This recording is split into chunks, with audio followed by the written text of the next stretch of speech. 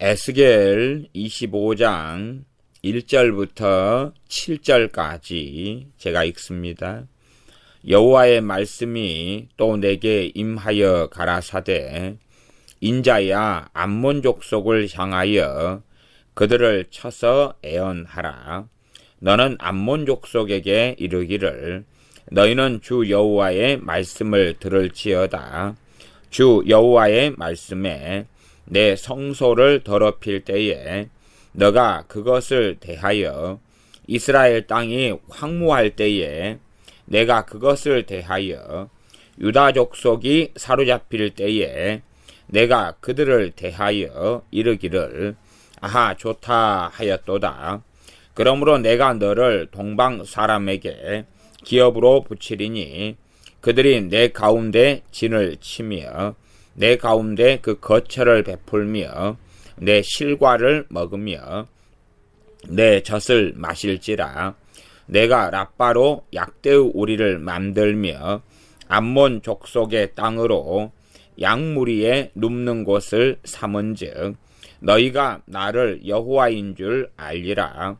나 주 여호와가 말하노라. 너가 이스라엘 땅을 대하여 손뼉을 치며 발을 구르며 마음을 다하여 멸시하며 즐거워하였나니 그런즉 내가 손을 내 위에 펴서 너를 다른 민족에게 붙여 노략을 당하게 하며 너를 만민 중에 끊어버리며 너를 열국 중에서 패망케 하여 멸하리니 너가 나를 여호와인 줄 알리라 하셨다 하라. 아멘. 에스겔 25장의 말씀은 참 심각한 말씀이 되어지는데 에스겔 25장은 이 이스라엘 주변의 민족과 나라였던 암몬, 그리고 8절부터는 모압, 12절부터 14절까지는 에돔, 15절부터 17절까지 블레셋, 그러한 내 족속과 내 나라에 대한 하나님의 심판의 말씀이 나와 있습니다. 왜 25장이 심각한 말씀이 되냐 그러면 이스라엘은 하나님께 범죄함으로 하나님 율법을 버리며 하나님의 성소를 더럽히며 우상을 숭배하며 악행을 행하며 하나님의 진노와 심판을 받아 무너졌고 포로로 끌려갔고 황폐케 되었으나 그러나 이 하나님의 백성인 이스라엘에 대하여 어떠한 태도, 어떠한 마음을 이방 민족들이 가졌느냐에 따라서 그들에 대한 하나님의 심판이 선고되며 하나님의 진노가 임하였기 때문에 정말로 심각한 말씀이다. 그렇게 말할 수밖에 없습니다. 어떤 면에서 듣든지 아니 듣든지 간에 25장의 말씀은 이방인들에 대한 말씀이 되어집니다. 26장부터는 두로에 대한 말씀, 두로에 대한 심판에 대한 말씀이 26장, 27장 멸망 두로 왕에게 하시는 말씀 28장 이렇게 두로에 대해서는 3장에 걸쳐서 방대하게 다루고 있고 나중에 애굽에 대해서도 많은 장을 할애하여 32장까지 말씀하고 있습니다. 25장은 간략한 말씀이 되겠습니다. 그래서 내 이방 민족에 대한 간략한 말씀인데 이 하나님의 백성에 대하여 이들이 어떠한 자세와 태도를 가졌느냐, 어떻게 행하였느냐에 따라서 하나님의 엄정한 심판이 나와 있는 것이기 때문에 지금 우리로 한다면은 교회에 대하여 이 교회가 심지어 한국 교회가 얼마나 타락했는가, 얼마나 악한가, 그런 것에도 불구하고 교회가 타락하고 악해져서 하나님의 심판을 받는다고 가정할지라도 이 하나님의 교회에게 어떻게 이 믿지 않는 자들이 행하는가에 따라서 그들에 대한 하나님의 진노가 선포되어 있는 말씀이 25장이다라고도 우리가 이해하고 볼 수가 있습니다. 그렇기 때문에 참 믿지 않는 사람들, 우리는 과거에 이방인이었으나 이방인으로서 접붙임 바 되어 하나님의 자녀가 되었는데, 이 하나님의 백성들에 대하여 그들의 죄로 그들은 또한 하나님의 심판과 징계를 받지만, 믿는 사람들 혹은 하나님의 백성 교회가 얼마나 악하느냐, 얼마나 잘못된 길을 걸어가서 하나님의 심판을 받느냐 하고 상관없이 불신자들은, 이방인들, 불신자들이 교회에 대하여, 하나님의 자녀와 백성들에 대하여 어떻게 행동하며 어떤 태도를 취하느냐에 따라서 그들에 대한 하나님의 심판이 결정되기 때문에 25장은 정말 심각하고 무서운 말씀이다, 그렇게 말씀을 드립니다. 25장 1절부터 7절까지 먼저 암몬에 대한 하나님의 심판의 말씀이 나와 있습니다. 그 심판의 핵심은 뭐냐 하면, 지금 암몬, 모압, 그리고 에돔, 블레셋에 대한 심판의 핵심은 그들이 죄를 어떻게 짓고 살았느냐 보다도 그들이 이스라엘에 대하여 어떻게 행하였느냐, 그들이 하나님의 백성에 대하여 어떤 마음, 어떤 말, 어떤 행동을 취하였느냐입니다. 25장 1절입니다. 여호와의 말씀이 또 내게 임하여 가라사대, 인자야, 암몬 족속을 향하여 그들을 쳐서 애언하라. 암몬 족속이 누구인지는 우리가 알고 있습니다. 창세기에 보시면 암몬 족속이 어떻게 형성됐느냐 하는 것을 볼 수가 있는데, 소돔을 하나님이 심판하실 때에 소돔 땅에 살던 아브라함의 조카인 의인 롯이 있다가 하나님께서 천사를 통하여서 살려내십니다. 살아난 가족이 4명이었는데 그렇게 나오다가 롯의 처는 돌아보지 말라는 하나님의 말씀을 어겨서 소돔을 돌아보았고, 그래서 하나님의 심판을 받아 소금기둥이 되고 맙니다. 그리고 롯과 두 딸이 이제 결과적으로 살아남았는데, 아버지를 술을 먹인 다음에 이 술 먹고 취한 아버지와 큰딸과 둘째 딸이 동침을 해서 아이를 갖고 애를 낳습니다. 암몬이 먼저 나왔는데, 암몬은 둘째 딸이 낳은 이 자식의 후손이 됩니다. 둘째 딸이 낳은 자식의 이름이 벤암미였죠. 벤암미에서 이제 이 암몬 자손이 생겨났고 암몬 족속이 형성되었습니다. 그 다음에 8절에 나와 있는 모압은 롯의 큰 딸이 낳은 자식의 이름이 모압이고, 그 이름 그대로 모압 족속이 되었습니다. 그렇게 이 태생적으로 정말 악에서 출발했습니다. 그러나 태생적으로 악에서 출발했다 해서 하나님께서 악으로 여기시는 것도 아니고, 그들도 구원하시기를 원하시며 은혜 주시기를 원하십니다. 그래서 이들이 태생적으로 어떤 존재였고 어떤 민족이었냐, 그거에 따라서 하나님께서 차별 대우하시거나 심판하시는 것은 아닙니다. 물론 율법상 그런 부분이 있는 것은 사실입니다. 하나님의 거룩함 때문에요. 그러나 하나님께서는 결국은 우리 주 예수님을 통하여 모두 다 구원하시기를 원하시는 하나님의 뜻은 우리는 알고 있어야 됩니다. 디모데전서에 하나님께서 모든 사람이 구원에 이르기를 원하신다 말씀하시면서 디모데에게 모든 사람들을 위하여 가능한 대로 기도하라 라고 디모데전서 2장 1절에 말씀하고 있습니다. 2절 3절 인자야, 암몬 족속을 향하여 그들을 쳐서 애언하라. 그들에 대한 심판을 애언하라 하는 것입니다.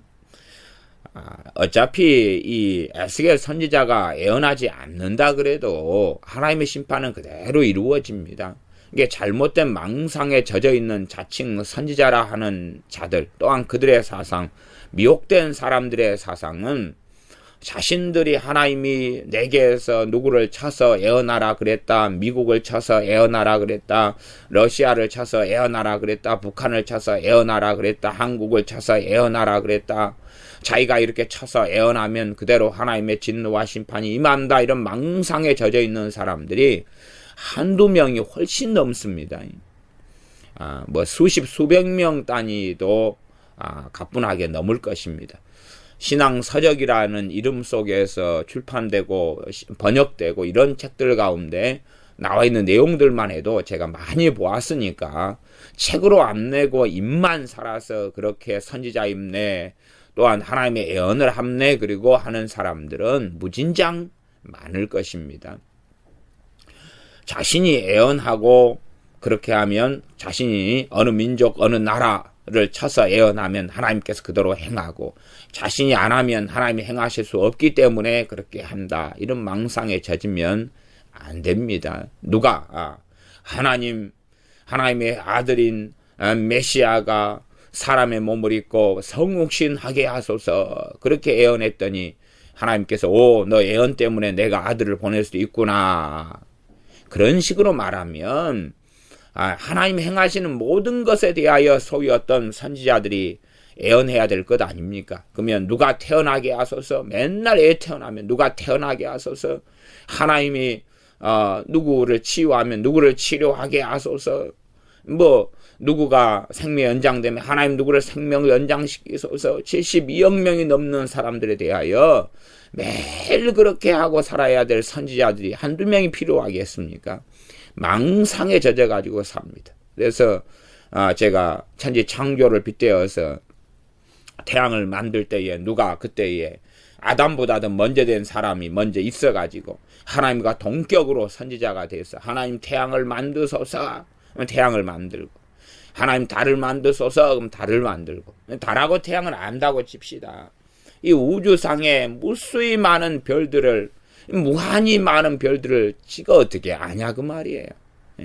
그것을 예언해가지고 하나님께서 그대로 행하신다, 말이 안 되는 망상 속에 젖어 살고 미혹에 젖어 사는 사람들, 그 사람들도 문제고, 그 미혹된 말에 넘어가서 살아가는 어리석은 사람들도 문제가 되어집니다. 과거에 바리새인들이 교인 하나를 얻기 위하여 온 천하를 다녀가지고 하나를 얻어서 자기보다 더 악한 이 지옥 자식을 만든다라고 주님께서 말씀하시는 것처럼, 이 미혹되고 성경을 잘못 해석한 사람들에게 넘어가서 그 미혹과 잘못된 성경 해석, 잘못된 것 속에 더 많은 사람들이 흘러갔어. 심지어는 맨 처음 미혹을 시작했거나 이단 사입이나 잘못된 망상에 젖어든 사람보다 더 심각한 미혹 속에 젖어드는 사람들이 많은 것이 실상이 되어집니다. 그들을 쳐서 예언하라. 너는 암몬 족속에게 이르기를, 너희는 주 여호와의 말씀을 들을지어다. 주 여호와의 말씀에 내 성소를 더럽힐 때에 너가 그것을 대하여, 이스라엘 땅이 황무할 때에 너가 그것을 대하여, 유다 족속이 사로잡힐 때에 너가 그들을 대하여 이르기를 좋다 하였도다.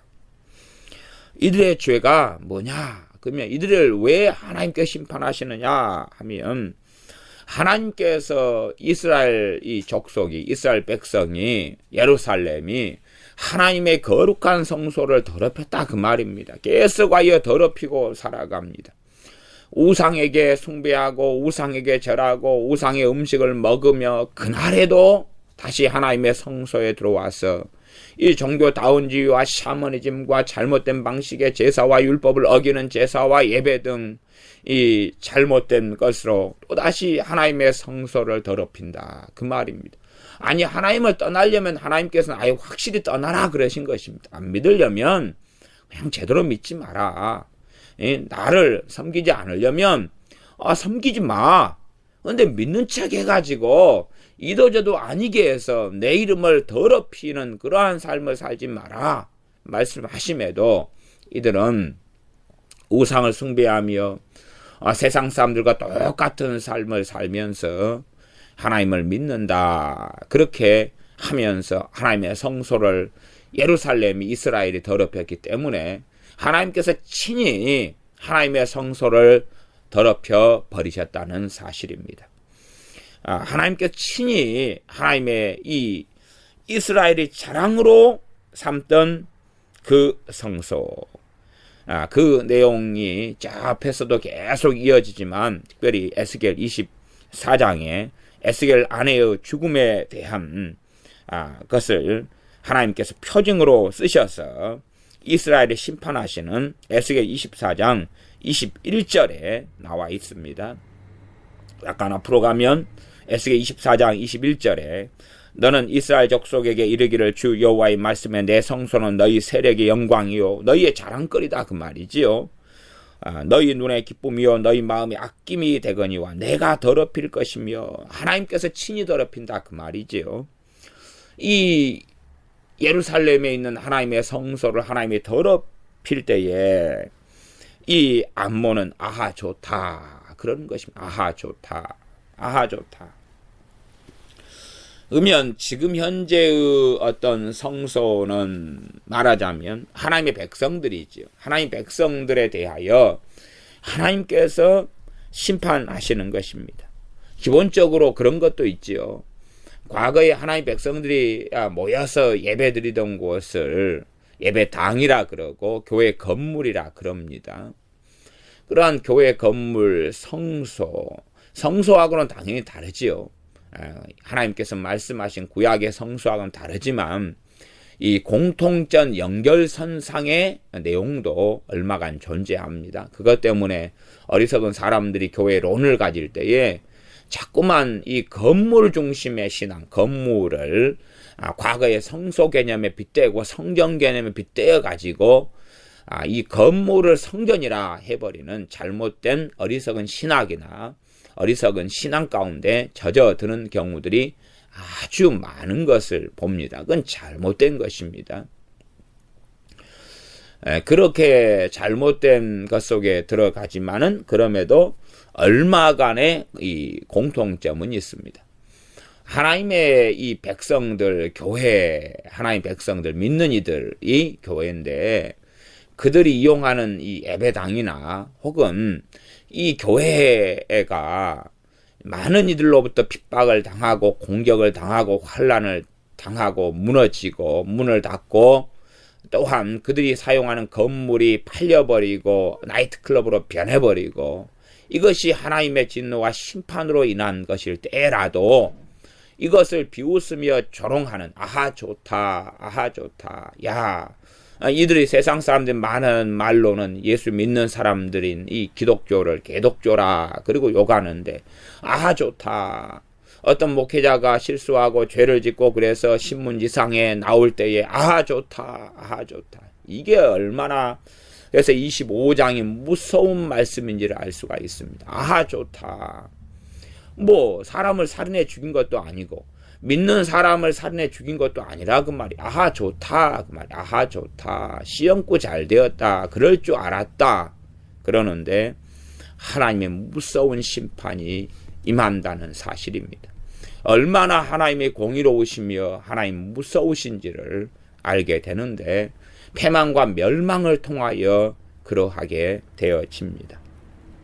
첫째는 성소가 하나님께서 친히 심판하셔서 하나님 자신의 이름을 두신 거룩한 성소를 이스라엘이 더럽혔을 때에 하나님께서 친히 더럽히시며 더럽히셨는데 이 암몬 족속은 아하 좋다 그랬고 두 번째는 이스라엘 땅에 황무할 때에 하나님께서 이스라엘 땅을 황폐화시키셨는데 전쟁을 통하여 심판을 통해 황폐화시키셨는데 그것을 보면서 아하 좋다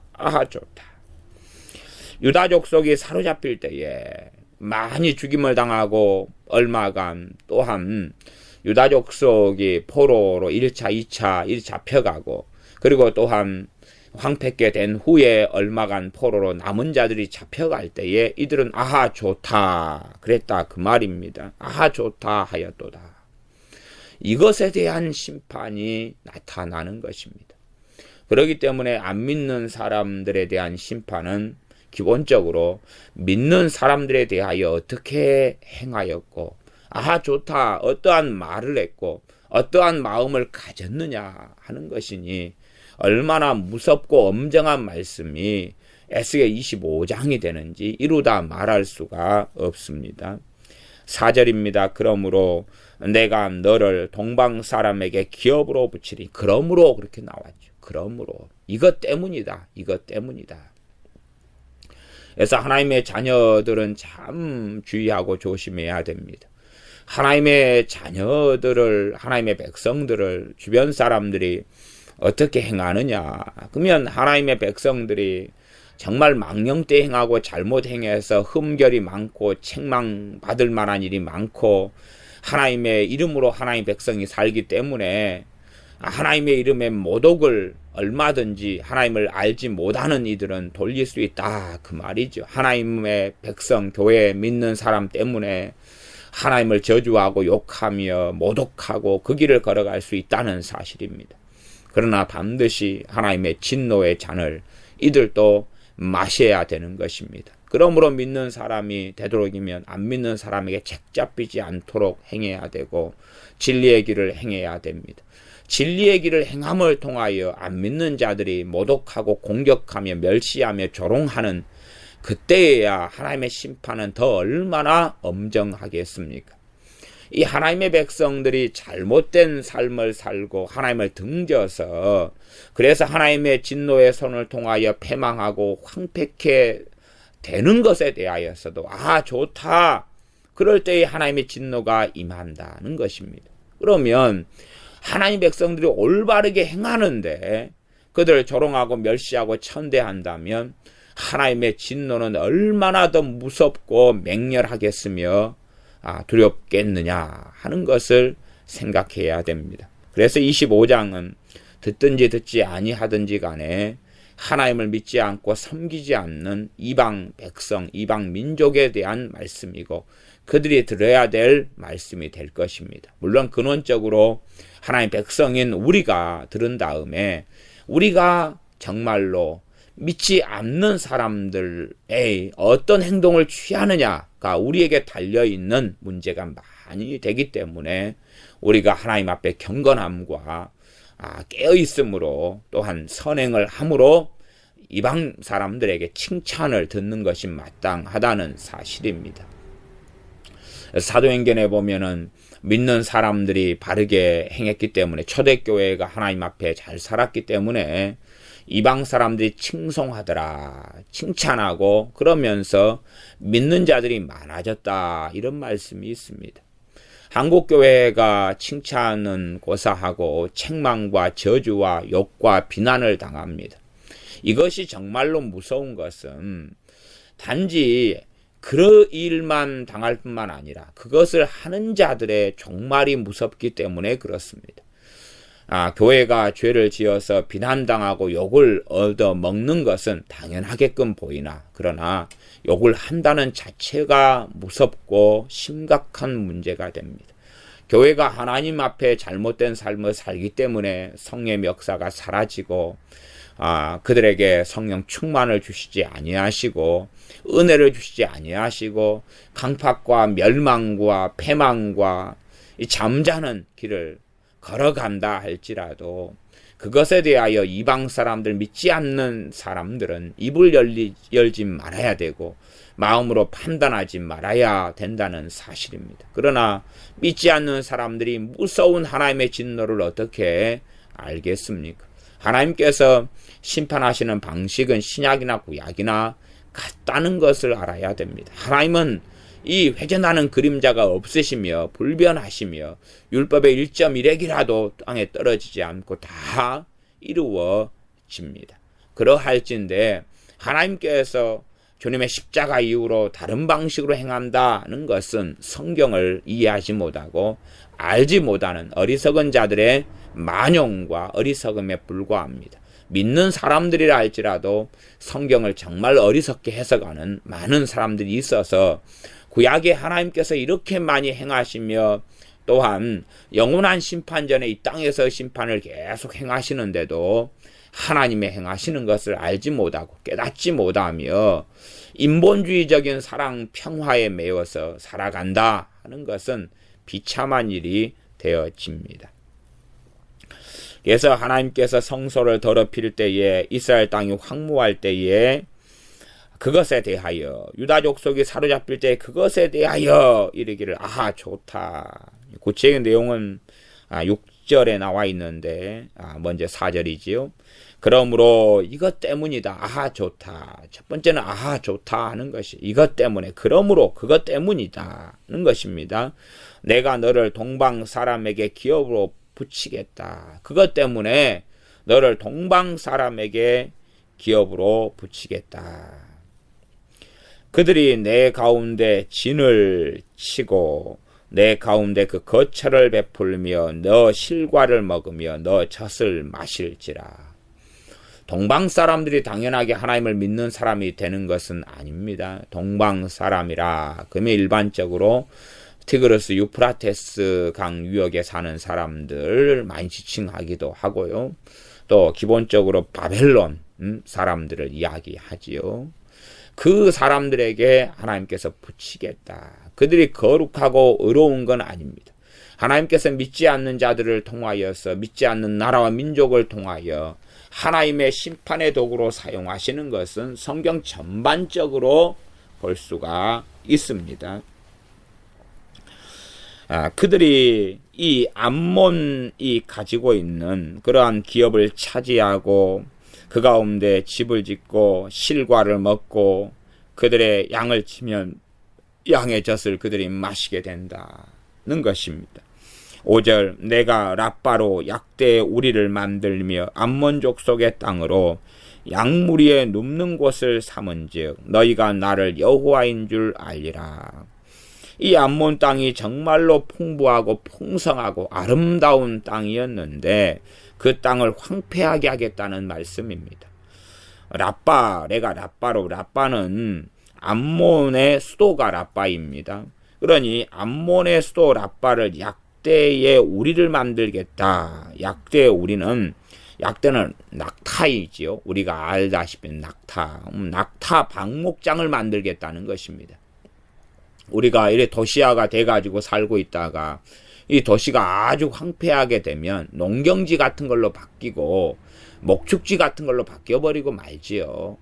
그래서 이 수도가 얼마나 아름답고 융성했는데 낙타의 방목장이 되어지고 만다는 것은 사람이 별로 살지 않고 이용하지 않는 땅, 한적한 땅, 땅값이 싼 곳, 쓸모없는 곳 그렇게 되어져서 낙타의 방목장으로 사용된다는 것이고 암몬 족속의 땅으로 양무리에 눕는 곳을 삼는데 양무리에 눕는 곳은 양떼들이 쉬는 곳을 이야기합니다. 양떼들이 어디에서 쉽니까? 양떼들은 광야에서 풀을 뜯어먹고 거기에서 쉬었다가 풀을 다 뜯어먹으면 다시 목동이 데리고 목초지를 찾아 이동하지요. 그렇게 이동해서 거기에서 뜯어먹다가 또 이동했다가 그렇게 합니다.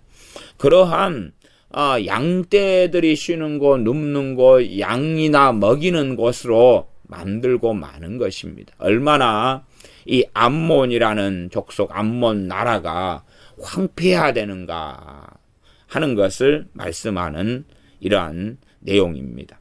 삼은즉 너희가 나를 여호와인 줄 알리라. 참 성경 가운데 특별히 에스겔서에서 난해한 말씀이 너희가 나를 여호와인 줄 알리라 하는 것이 난해한 말씀이 됩니다. 참 난해한 말씀.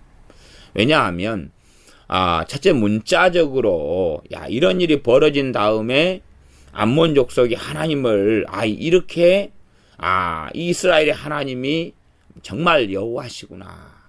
정말로 저분이 창조주시구나. 저분을 예배해야 되겠구나. 이런 식으로 이해나 해석은 결코 안 된다는 것을 우리가 압니다. 왜냐하면 칼에 멸망하고 심판받고 황폐화 되어버리는데 하나님을 안다. 하나님을 그들이 어떻게 알겠습니까? 그렇게 따지면 이 문자적인 해석이 사실은 맞지 않지요.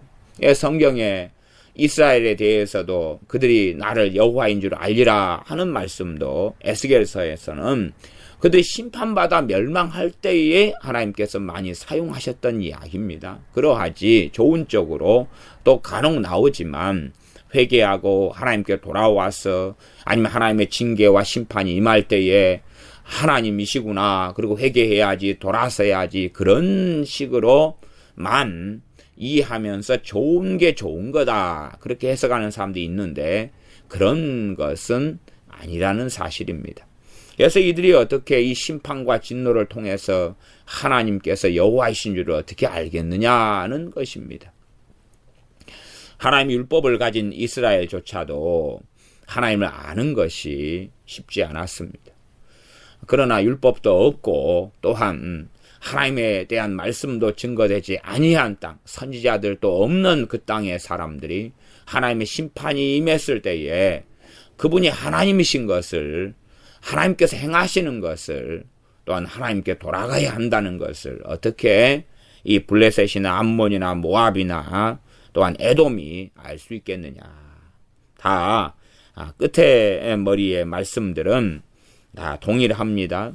동일한 것은 11절도 모압 족속에 대한 말씀 끝에 그들이 내가 모압에 벌을 내리리니 그들이 나를 여호와인 줄 알리라.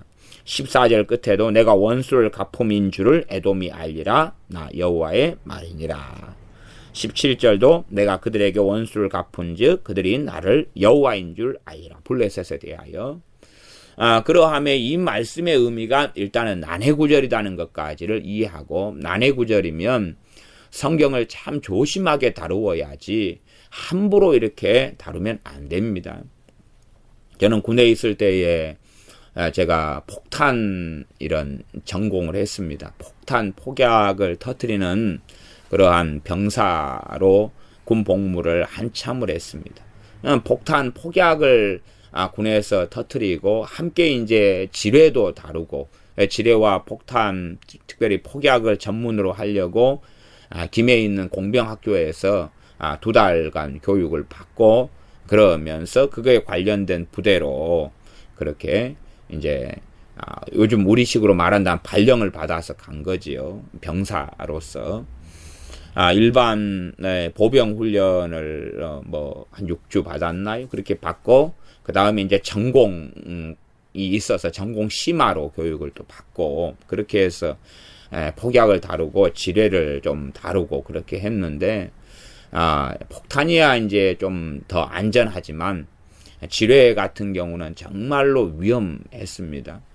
폭약 같은 경우도 위험하기 때문에 이 폭약을 마지막에 터뜨리기 위해서 2가지 터뜨리는 것을 병행을 했는데, 하나는 이 도화선에 불을 붙여가지고 이제 타들어가가지고 터지는 방식하고, 전선을 깔아서 연결해서 저 멀리 전선을 이렇게 폭약 장치를 통하여 전기를 흐르게 해서 폭탄을 터뜨리는 2가지 방식을 함께 썼는데, 2가지를 함께 쓰는 것은 하나가 망가져버리면 다른 하나를 대체하려고 그러는 것이었죠. 그래서 기본적으로 폭약을 다 설치한 다음에 한 병사가 거기에 남아야 됩니다. 남아서 도화선에 불을 붙이고 이제 그 몇백 미터를 달리기를 해야 됩니다. 그래서 이 폭탄이 터지면은 거기에 파편이 이리 날고 저리 튀고 하는데, 그 사정거리를 충분히 벗어날 때까지 병사가 도망을 가야 되고, 그러려면 도화선의 길이도 충분하게 잘라가지고 놔두고 불을 붙여야 됩니다. 여러분 모르시면 옛날에 서부 영화 보시면 다이너마이트에 도화선 불 붙여서 터지는 그런 거라고 생각하시면 되겠습니다. 그러함에 마지막 남겨놓는 병사를 덜렁이를 남겨놔버리면 덜렁이가 불 붙이다가 큰일이 벌어질 수도 있고, 성질이 급한 병사를 남겨두면 달려가다가 자빠져가지고 굴러서 폭약 터지는 반경 안에 있어가지고 큰 사고를 당할 수 있어서 재고 그래도 똑똑하고 유능한 병사를 남겨두어서, 그 병사가 도화병이다 그러는데, 도화병이 이 마무리를 처리하고 이제 갑니다. 도화병이 정말 모든 게 다 문제가 없느냐 점검도 한번 하고 도화선에 불을 붙이고 그렇게 이제 달리기를 합니다.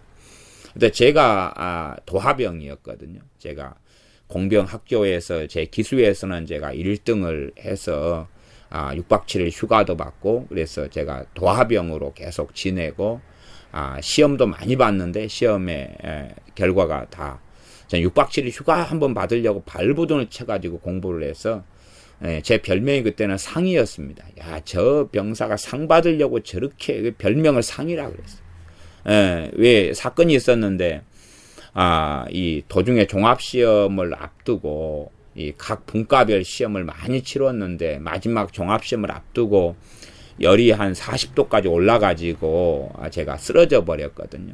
그래서 종합시험을 못 보게 됐는데 그 열이 떨어지지 않는 데서 또 총을 짚고 시험 보겠다고 끄적끄적 산을 3개를 넘어서 폭파장까지 올라가는 저를 가리켜서 독하다 그래서 상이다고 못 나간다고 퇴원 못한다고 난 퇴원해서 시험 보러 가야 되겠다고 그렇게 해서 별명이 상이 되었습니다.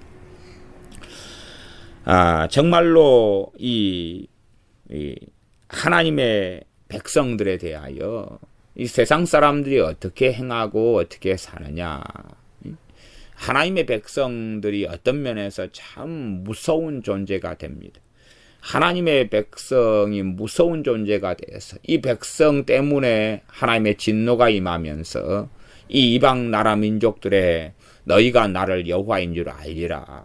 이러한 난해구절 말씀이 등장하지요. 그래서 난해구절 말씀을 제가 비유로 이 폭탄 같은 거기 때문에 지뢰 같은 거기 때문에 참 주의하고 조심히 다루어야 된다. 하나님께서 난해구절들을 성경에 두신 이유는 하나님께서 아마도 하나님의 자녀들을 시험하시고 얼마나 하나님께 교만하냐 겸손하냐 하는 것을 너희가 드러내 보아라 하는 그런 것일 수도 있다고 저는 봅니다.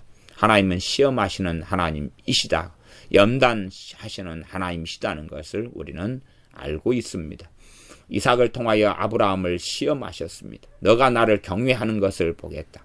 지금 현재 너 마음에는 나에 대한 경외심으로 차 있고 나를 사랑하는 마음으로 차 있으나 그러나 너가 독자 이삭을 낳은 다음에 그러한 마음인 줄은 알겠는데 그러나 사람은 화장실에 들어갈 때하고 나올 때하고 다르기 때문에 막상 그 상황이 닥치면 사람의 마음이 변화되고 변동되는 것을 우리는 실제로 우리 자신의 갈대 같은 마음을 통해서 많이 확인하지 않습니까?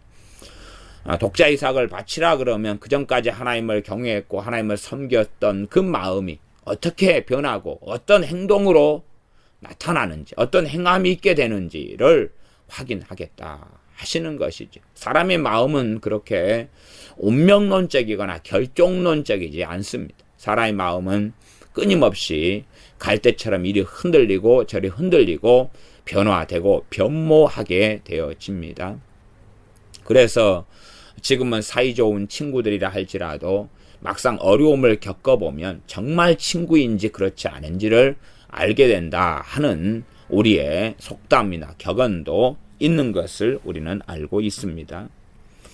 그래서 너희가 나를 여호와인 줄 알리라. 그들이 여호와인 줄 알리라. 에돔이 여호와인 줄 알리라. 혹은 블레셋이 나를 여호와인 줄 알리라. 이런 말씀은 참 어려운 말씀입니다. 제가 약간의 이야기를 한다면 결국은 이 블레셋이나 에돔이나 또 모압이나 심판을 받아서 대부분의 사람이 죽임을 당하는 것입니다. 그러면 죽임을 당하고 멸망을 당하고 황폐케 됐을 때에 때한 포로로 끌려갈 수도 있겠지요. 죽임을 당한 사람들이 그 영혼이 끝나느냐? 그렇지 않지요. 존 스토트가 그랬던가요? 영혼 멸절설을 주장했던가요? 그러나 그런 것은 말이 안 되는 망상이지요. 이 영혼은 영원합니다. 영원한 멸망 속에 지옥의 고통을 받든지 혹은 하나님의 나라에 영원히 있든지 그러는 것이지요. 결과적으로는 그들이 멸망을 받아 음부에 지옥의 고통을 받을 때에 하나님께서 행하신 것을 최소한은 멸망받아 지옥에 있을 때는 알게 된다는 사실이죠. 그러지 구원받고 주님 만나서 은혜 받아서 회개하여서 알게 된다. 그것은 아니라는 사실입니다. 그래서 이 땅에서 어떻게 그들이 하나님을 알게 되느냐, 여호와인 줄 알게 되느냐 하는 것까지는 불명확하지만 최소한은 그들이 이 땅의 인생이 마치고 하나님께서 준비한 음부 또한 지옥에 떨어지게 된 때에 그들은 필연적으로 알 수밖에 없다는 사실입니다. 그들이 왜 멸망했는지를 그 자리에서는 알지요. 다시 영원한 기회가 없는 곳, 다시 돌아갈 수 없는 그곳, 영원한 하나님의 진노가 이제는 본격적으로 시작되는 그곳에서는 하나님 앞에 어떻게 왜 그런 일이 벌어졌는지를 알 수밖에 없게 되어집니다. 그러함에 그들이 나를 여호와인 줄 알리라 하는 말씀은 실상 정말로 무서운 말씀이 되어집니다. 복음이 아니라는 것이지요. 계속 이어서 말씀을 보면 6절입니다. 6절. 이제 5절 마지막에 너희가 나를 여호와인 줄 알리라. 그 다음에 7절 마지막에도 너를 하반절 보시면 너를 열국 중에서 패망케 하여 멸하리니 그랬죠. 멸망을 시켜버리는데 너가 나를 여호와인 줄 알리라. 칼에 맞아 죽는데 여호와인 줄 어떻게 알겠습니까? 모르겠죠. 그래서 제가 결과적으로 지금 영원한 하나님의 심판의 장소인 지옥 혹은 음부라고 일컬어지는 곳에 들어가면 알 수밖에 없다는 결과적인 이야기로서 이 난해 구절을 얼마간 설명하고 지나가는 것입니다. 다시 이제 6절입니다. 나 주 여호와가 말하노라. 너가 이스라엘 땅을 대하여 손뼉을 치며 발을 구르며 마음을 다하여 멸시하며 즐거워하였나니. 마음을 다하여 그 말은 정말 이 마음 안에 우리가 아이들이 치킨 좋아하는 아이들이면 치킨 나타나면 마음에 치킨에 대한 막 먹고 싶은 언제 치킨 뚜껑을 열어서 먹게 하나 이런 마음이 꽉 차지요. 그런 것을 마음을 다하여 그 말입니다. 그런 것이. 또 피자 좋아하는 아이들이 피자가 나타나면 마음을 다하여 그렇게 되는 것입니다. 학교에서 우리 교회 아이들이 학교에서 치킨이나 피자를 먹고 오면 저한테 저를 만나자마자 어제도 그러던데 목사님 방금 학교에서 치킨 먹고 왔어요. 지난번 체육대회 했는데 거기에 상금으로 오늘 치킨을 먹었는데 4명당 한 마리를 먹었어요. 그러나 저는 둘이서 한 마리를 먹었어요. 너무너무 좋아요. 그게 마음을 다하여 그런 이야기입니다. 마음을 다하여를 너무 형이상학적으로 이해하면 좀 곤란하겠습니다. 너가 이스라엘 땅을 대하여 손뼉을 치며 발을 구르며 마음을 다하여 멸시하며 즐거워하였나니. 멸시했다, 경멸했다, 조롱했다 그 말이지요. 이렇게 하나님의 백성이 무너지며 심판을 받는 것에 대하여 발을 구르고 손뼉을 치며 앞에서는 뭐였습니까? 좋다였지요. 2절 3절에서 하반절은 3절 하반절은 좋다였습니다. 그 다음에 6절에서는 손뼉을 치고 발을 구르며 이것을 여기저기 퍼뜨리고 다니는 것까지는 이야기하지 않아도 이 정도라도 그런데 어느 교회가 어느 목사가 이 하나님 믿는다 하는 자들이 막 그러고 손뼉을 치고 조롱하고 아무리 하나님의 자녀들이 잘못된 길과 삶을 살더라도 하나님의 백성들 자녀들에 대한 심판권은 하나님이 가지고 있지 믿지 않는 자들이 가지고 있는 게 아니라는 사실입니다. 그러나 자신이 재판관이고 자신이 대단히 거룩한 자들인 것처럼 하나님의 백성, 타락한 백성에 대하여 멸망하는 하나님의 진노 속에 있는 백성에 대하여서라도 그들은 그들의 패망과 그들이 무너질 때에 손뼉을 치며 발을 구르고 마음을 다하여 멸시하며 조롱하고 경멸하면서 즐거워했다는 것. 하나님의 자녀가 안 되는 것에 대하여 즐거워하고 하나님의 자녀가 조롱받는 것에 즐거워하고 어떨 때는 직장에 가면 믿는 사람이기 때문에 이 덕을 끼치기 위하여 술을 마시지 않는다. 물론 술에 대해서는 복잡한 이야기가 많습니다만은 술 마시는 것 자체가 죄가 되지는 않습니다. 그러나 술에 취하여 살아가는 것은 방탕함이라 에베소 5장 18절이 말씀합니다. 주님께서 술로 포도주를 만드시는 것으로 가나 혼인잔치에서 처음 기적을 행하셨으니 술을 먹는 것 자체가 죄일 리는 없습니다. 그러나 한국적인 문화적 관습상 이 복음의 문화고 믿는 사람들은 술을 마시지 않는다는 것을 은연중에 안 믿는 사람들이 가지고 있고, 선교사님들이 복음을 가지고 우리나라에 왔을 때에 한국의 잘못된 술 문화로 인하여서 금주로서 이 복음을 함께 금주, 믿는 사람은 술을 마시지 말라, 마셔서 안 된다는 것으로 함께 복음을 전파하며 교회를 세웠었습니다. 그렇기 때문에 지금도 믿는 사람들은 술을 안 마신다는 것이 안 믿는 사람들의 뱃속에 있는 것입니다. 입으로는 누구 목사도 마시더라, 누구 집사도 마시더라 그러지만 그것은 너희들이라고 별 볼 일 있는 줄 아냐 하는 조롱의 표시일 뿐이고, 속으로는 지켜보겠다. 네가 술 마시면 하나님은 안 계시는 거고 네 신앙도 헛것이고, 너가 안 마시면 또 그것도 조롱해 주마. 그러나 너 신앙은 조금 인정은 해주겠다. 이런 표현이거든요. 그러지 성경적으로 술 마시는 것이 죄가 되지는 않습니다.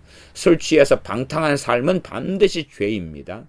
그러나 술을 좀 마시고 취하는 것까지 가면 문제가 된다 그 말이죠. 우리가 성찬식을 할 때도 포도즙이 아니라 킹게임스는 포도즙으로 번역하고 하지만 포도주가 맞지요. 냉장고도 없는데 어떻게 포도즙을 보관할 수 있느냐는 것이지요. 발효될 수밖에 없는 포도주일 수밖에 없습니다. 물론 지금 성찬할 때 포도즙이냐 주냐 하는 것은 큰 문제가 되는 것은 아닙니다. 그런 율법적인 관점은 필요 없지만은, 그래서 이 하나님의 이 백성들에 대하여 이 불신자들은 최소한 그들의 파티 성상에, 그들의 회식 자리에 술 마시는 것 하나 가지고도 믿는 사람들 조롱하고, 그 다음에 핍박하고 공격하고 장난질을 치고 이런 경우들이 많다는 사실입니다. 그러함에 나아가서 예수 믿는 사람들에 대하여 얼마나 책을 통해서, 강의를 통해서, 말을 통해서 조롱하고 핍박하고 빗대고 공격하는 일들이 많으냐. 6절의 말씀을 보면 얼마나 무서운가 하는 것입니다. 즐거워하였나니, 하나님 백성의 무너짐, 멸망. 하나님 백성이 여기서는 악인들로 대부분 멸망합니다. 그러나 악인들로 인하여 악인들이 되어서, 하나님 앞에 악인들이 되어서 이 하나님을 등져서 하나님 백성이 하나님 심판을 받아 멸망하고, 이것을 즐거워하는데도 하나님 무서운 심판이 임한다면 의인을 조롱하는 자들은 어찌 되겠느냐 하는 것입니다. 하나님 말씀 앞에 사는 사람들을 조롱하고 비난하고 정죄하는 것은 얼마나 무서운 형벌이 기다리겠느냐는 것입니다. 그래서 요한계시록에도 의로운 사람들이 이 요한계시록에 인을 떼는 사건 가운데서도 이 땅에 있는 사람들에 대하여 원수를 갚아달라고 하나님께, 하나님의 보좌 앞에서 기도하고 있는 것을 본다는 것입니다. 천국에서도 이 땅에 원한을 하나님이 갚아달라고, 누가복음에서도 불의한 재판관과 가난한 가부의 비유를 통하여서 내가 그들에게 오래 참겠느냐, 속히 원한을 갚아주리라 하는 것이 하나님의 말씀이고 주님의 말씀이었습니다.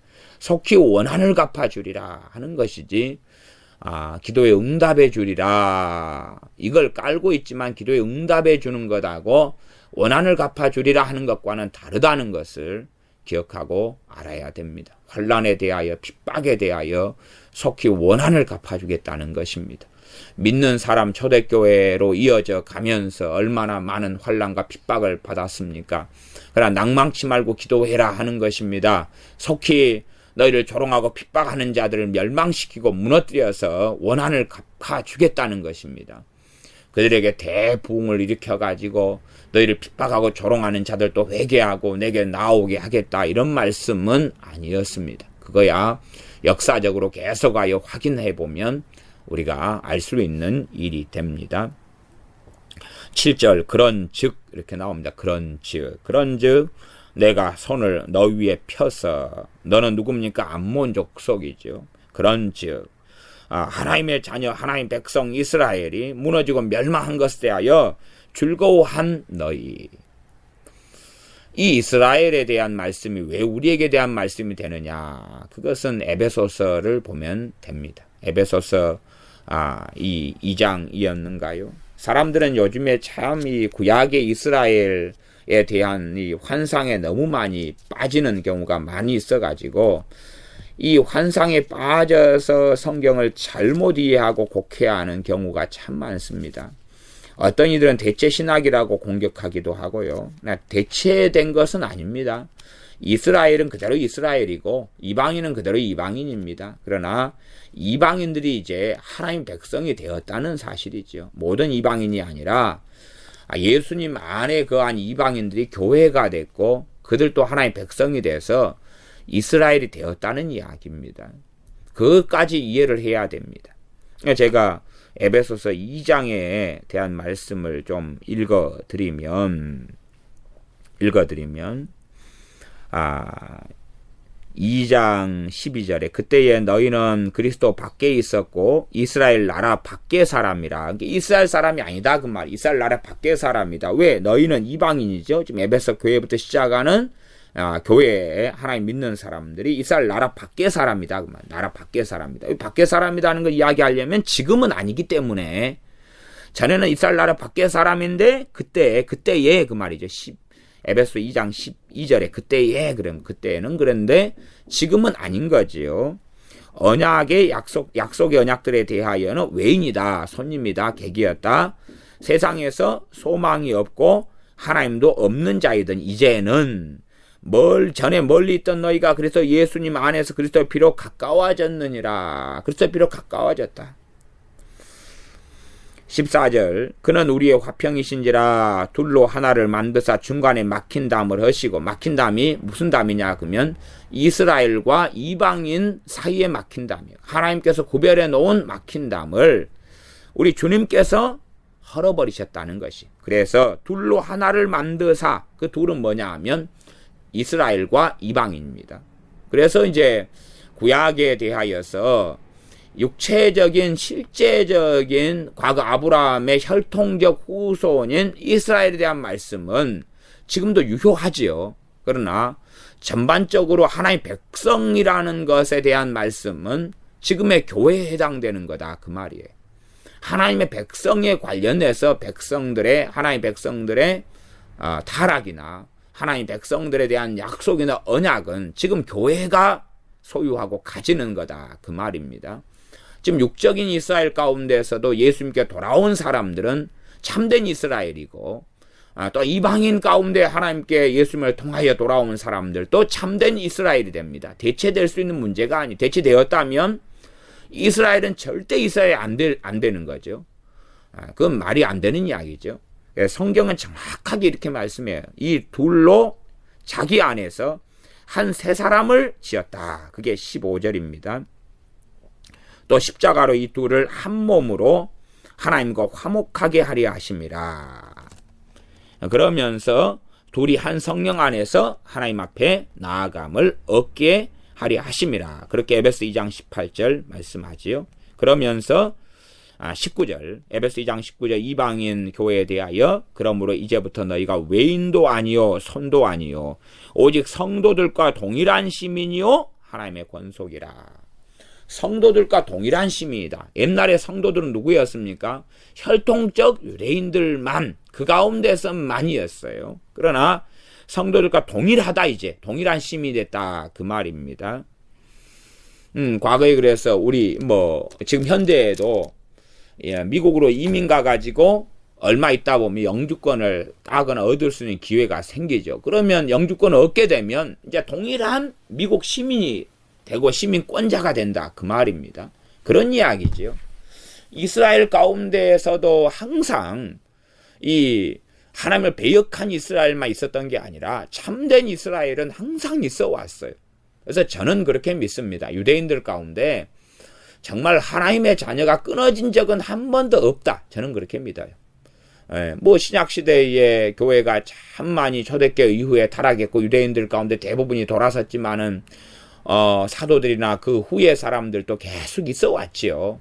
그러니 100% 유대인 가운데 다 하나님을, 예수님을 안 믿는 사람들이 100% 유대인이었던 적은 저는 한 번도 없고, 하나님께서 항상 그루터기를 남겨오셨다고 저는 믿습니다. 그러니 실제적으로 이 유대인들 가운데 하나님의 자녀가 끊어진 적이 없다, 저는 그렇게 확신합니다. 그럴진데 어떻게 대체신학이 말이 되겠습니까? 그럴 수 없. 대체했다는 건 바뀌었다는 건데 바뀐 건 아니에요. 이스라엘과 이방인, 유대인과 이방인을 하나로 만드신 거예요. 하나로. 예수님 안에서 하나로 만드셔서 예수님을 통해서 하나님의 자녀가 되는 문을 열어놓으신 거고, 예수님을 통해서 하나님의 권속, 가족, 백성이 되게 하신 거다, 그 말입니다. 그러한 것을 에베소 2장을 잘 이해하시면, 왜 이 에스겔 25장에 하나님의 백성이 이스라엘에 대하여 이방 민족, 안 믿는 사람들이 어떻게 대하고 생각하는가가 지금 현재의 교회에 대한 하나님의 말씀과 연관되는 것인지 적용될 수밖에 없는 것인지를 이해하게 될 것입니다. 그래서 7절 이 암몬이 3절 하반절에 좋다. 그 다음 6절에서는 이스라엘 땅을 대하여, 이스라엘 땅, 하나님 백성들 땅, 도시 예루살렘, 또 그들의 포로 끌려가는 것 등 모든 것에 대한 것이었습니다. 손뼉을 치며 발을 구르며 마음을 다하여 멸시하며 즐거워하였다. 7절 그런 즉 그것 때문에 그렇다는 것입니다. 내가 손을 내 위에 펴서 너를 다른 민족에게 붙여 노략을 당하게 하며 너를 만민 중에 끊어버리며. 얼마나 무서우냐 그 말이. 얼마나 하나님의 진노와 심판이 무서우냐. 하나님께서 역사를, 쭉 세계 역사를 살펴보면 어떤 나라와 민족을 끊어버리는 방법들이 참 많으시더라고요. 끊어버리는 방법들, 우리가 과거에 제가 어제도 이 서로마 제국의 멸망, 그런 다음에 멸망케 되고 동서로마 제국이 갈라지고 동로마 제국은 비잔티움 제국으로 해서 한 1000년을 이어갑니다. 그다음 서로마 제국은 멸망하는데 멸망이 혼족의 침입을 통하여서 게르만 민족이 이동하고, 게르만 민족이 이동하는데 게르만 민족 안에는 정말 많은 이런 족속들이 있었습니다. 또 동고트가 먼저 혼족의 침입을 받았고 이동하고, 서고트족이 그 옆에 있다 이동하고, 이렇게 많이 이동하고, 그 중에 하나가 프랑크족, 우리가 지금 아는 것 프랑스, 독일, 영국 이런 데들이 앵글로 섹슨족 이렇게 다 이동했다 그 말이죠. 그러면서 결국은 서로마 제국이 멸망하고 맙니다. 그렇게 해서 이 프랑크 왕국이 생겨납니다. 마지막 서로마 제국의 황제가 소년 황제였는데 1년밖에는 황제를 안 했어요. 폐위를 시켜버리고, 그 다음에 이 프랑크족, 게르만족의 용병 대장 오도 아케르인가요? 그 친구가 왕으로 등극하면서 프랑크 왕국을 세웁니다. 그렇게 하면서 이제 이 서로마 제국이 멸망돼요. 그것만이 아니라 쭉 보면은 때로는 듣도 보도 못한 유목민들 옛날에 참 많았는데, 이런 유목민들이 갑자기 등장해요. 어디서 왔느냐 역사학자들도 몰라요. 등장해가지고 어느 나라를 삼켜버려요. 말하자면 거기에 살던 원주민들을 쫓아내버리거나 원주민들이 그들에게 동화돼가지고 바뀌어버리면서 그 전에 살았던 사람들 흔적도 없이 몇 세대가 지나면 다 사라져버려요. 동화되거나 없어져버리고 쫓겨나버리고 사라져버려요. 쫓겨나버리면 여기저기 흩어져 버릴 거 아니에요. 그럼 자기 혈통을 유지를 못하지요. 민족을 유지를 못해요. 그런 일들이 지금 이 암몬에도 일어난다는 사실이에요. 그래서 암몬이 다시금 거기에 나라가 안 세워진다, 그런 이야기는 아니고, 지금 암몬족 속의 정체성은 다 무너지고 사라져버리는 것입니다. 다른 민족이 이주해 오고 섞여버리고 동화돼 버리는 그런 것을 이해하는 것이 맞을 겁니다. 7절 그래서 너를 만민 중에 끊어버린다. 암몬족 속 지그들만으로서 나라를 형성하고 위되는 것이 되지 않도록 끊어버린다. 너를 열국 중에 패망케 하여 멸하리라. 너가 나를 여호와인 줄 알리라 하셨다 하라. 그러면 이것도 한순간보다는 순차적인 것이 될 수도 있습니다. 암몬 족속들이 다 흩어지고 이리저리 섞여버리면 점점점 민족의 세가 약해져 버릴 거 아니야. 한순간에 정말 많은 다수는 끝장나버리고 소수는 흩어져서 지극끼리 혈통 유지하려고 애도 쓸 거 아니에요. 포로 끌려가서도 애를 쓰고 남아있는 이들이 유지하려고 혈통의 순수성을 유지하려고 애를 쓰지만 그렇게 안 되면서 결국은 뭐 우리식으로 한다면 마지막 종갓집이 다 끝나버리고 하는 것처럼 그렇게 끝나버리게 되지요. 그런 과정 가운데 어떻게든지 이 땅에서 소수라도 100%는 당연히 아니겠죠. 일부는 전능하신 하나님 이렇게 행하신 분이 하나님 여호와이신 줄을 알게 되는 것이고 뭐 혹시 모르죠. 지금 암몬족 속으로 나라는 안 되지만은 그 혈통은 유지하고 있는 사람이 있었을 수 있잖아요. 그러면 그 사람이 남아있다가 대표적으로 주 예수를 믿게 된 다음에 자기의 멧돼지 혈통 암몬족수 혈통을 가지고 있는데 에스겔 25장을 보니까 이게 다 무너져 버리고 자기 같은 끌텅이밖에 안 남은 것이 하나님 때문에 그렇다라고 마지막 암몬족 속의 마지막 후손이 알게 된다면 그가 말씀이 성취되는 것이겠죠. 그래서 이 여호와인 줄 알리라는 말씀은 참 어려운 말씀이에요.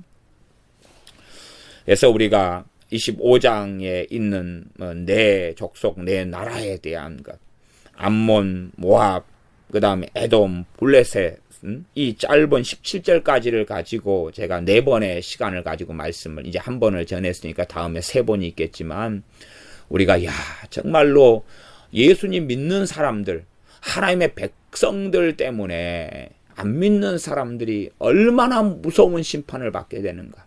믿는 사람들이 자기 죄 때문에 심판을 받고 때는 조롱받을 수밖에 없는 삶을 산다 할지라도 안 믿는 사람들이 하나님의 백성을 조롱한다는 것은 명분상 백성이라 할지라도 정말로 무서운 것이다. 지금 이 이스라엘은 명분상이잖아. 이제 진짜 하나님의 백성은 아니게 됐습니다. 그러나 하나님의 이름을 두신 명분상 하나님의 백성은 맞아요. 소수를 빼놓고는. 그런데도 불구하고 하나님이 진노하셔서 멸망시키는데도 그걸 보고 좋다. 좋다. 시험구 잘 되었다. 너희가 믿는 하나님은 어디 있냐? 그렇게 그 뒤에 모압에 대한 말씀을 이제 다음 시간에 보겠지만 그렇게 이어져 갈 때에 참 무섭다. 하나님의 이 공의와 하나님의 진노와 심판은 엄정하구나 하는 것을 우리는 보고 알게 됩니다. 기도하겠습니다. 아버지 하나님, 에스겔 25장을 통하여 암몬, 모압, 그리고 에돔, 블레셋에 대한 하나님의 심판이 예루살렘 때문에, 이스라엘 때문에 있는 것을 봅니다. 하나님 백성 이스라엘, 예루살렘에 대하여 이들이 어떤 마음, 어떤 태도를 취하였느냐. 하나님의 백성인 교회에 대하여, 예수를 믿는 사람들에 대하여 어떠한 자세를 취하고 어떤 마음을 갖느냐.